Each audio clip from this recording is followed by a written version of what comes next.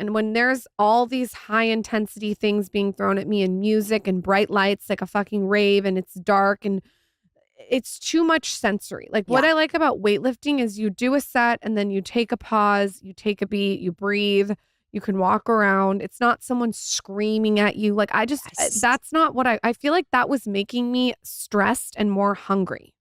Yeah, totally.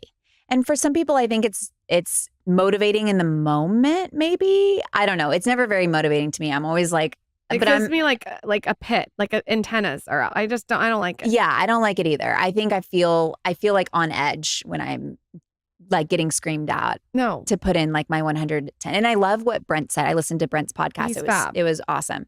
And I love what he said about you. He was like, you are not necessarily going to show up like with all out intensity, but you're consistent. Yeah. And that is why you've been able to see the incredible result. Right. And I'm not either. Like I don't know why people assume that about me, but then they see me move and they're like, oh yeah, you're not an athlete. I'm not an athlete. It's hard for me to build muscle. I don't have the genetics on my side. And so I have to rely on consistency and slowly progressing towards it. If I go to one of those workouts where they're screaming at me and to do as intensely as possible, I'm going to hurt myself. I would, if you told me right now, you can never work out for the rest of your life or go to the workouts where you're yelled at in the dark with rave music, I would say, I'm good. I'm never going to work out again. I can't do it. We talked about this with Brent a little bit, bringing him up, but I think a common misconception, especially when it comes to, and we talked about this when she first got into it with women and lifting weights, is like the thing they always say, oh, I'm going to bulk up. I'm going to get huge. And I was like, that's what every guy's been trying to do for years, and you barely It's hard. Yeah, so maybe, and you're the perfect person to ask I don't see a lot of bulky guys. I'm not trying to be mean. No, right? It's hard. It's hard for even men, and they have more testosterone than we do. We calculated how much muscle that I put on since I've been working with Brent, and I won't like talk about me, but like it's like literally half a pound of like basically once every 2 months. And the reason I say that is like, incredible. No, but it's a lot. But it's a lot. Yeah. But what I'm saying is like, when you think about it, it's been 3 years. It hasn't been a lot. And I think women think like, I'm going to add 15 pounds and have huge biceps and triceps and legs. I'm like, it's so hard to do that. Like it's almost, and I'm saying this as a man, like it's like half a pound, maybe once every 2 months, which is, it's a lot, but it's taken 3 years to get to those marks. So it probably didn't happen actually like half a pound. No, you know what I mean? Like it could have been 4 pounds in a year or like 6 in, you know what I mean? Yes. So and I'm just to point out, like it's, when she first started, I'm like, you're not just going to have huge biceps one day. No, I don't know why people think they're going to like overnight balloon up. And it takes like for women to gain 5 pounds of muscle,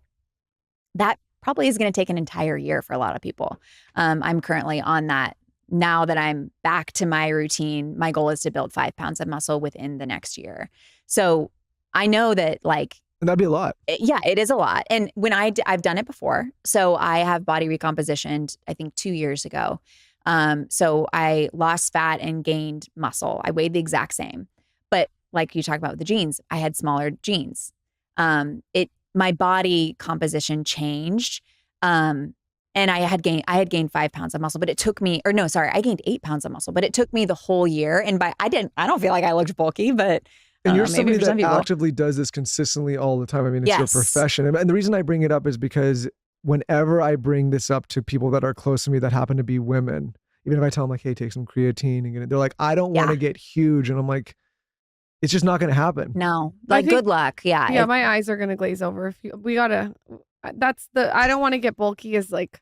No, but I think it precludes a lot of people, not just women, but men too. Like, hopefully it's changing. I think it's more when a guy says that. I'm like, don't worry, sweetie. I don't want to get too big. Don't worry, sweetie. Wait, anyways, I want to know how you are planning and looking at this year to put on 5 pounds of muscle from a really micro level. Yep. I'll tell you exactly what I'm doing. So, I'm working out 5 times a week, weightlifting 5 times a week. You want me to go into what I'm doing each day? Okay. So, and this is just the Evlo 5-time-a-week schedule. So upper body on Monday, Tuesday is lower body. Wednesday is a mix of trunk. So like an hour workout? 35 minutes. Okay. Keep going. Amazing. Wednesday is like trunk, and then we'll do some like supplementary. So we'll do like maybe like triceps, or there's a few other muscle groups thrown in there. Thursday, same thing, like kind of a mix of upper and lower, and then Friday is full body. And then I try to get 150 minutes per week of light to moderate intensity cardio. For me, that looks like walks, or sometimes I'll take like a light intensity cardio class. Doesn't have to be insane. Usually I don't hit that number perfectly, but it's something that I aim for, mainly just to stay active. And